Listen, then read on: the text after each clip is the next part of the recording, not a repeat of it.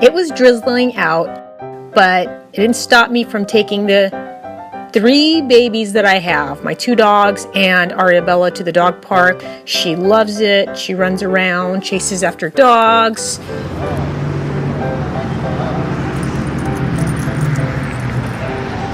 All right, Ariabella, let him play with it.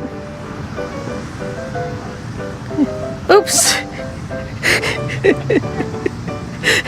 she tipped over on her head. So when you have a family dog or dogs and a toddler, it's always nice to go to the dog park because everybody enjoys themselves.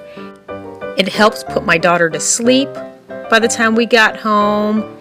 Here's to happy parenting fur babies and toddlers.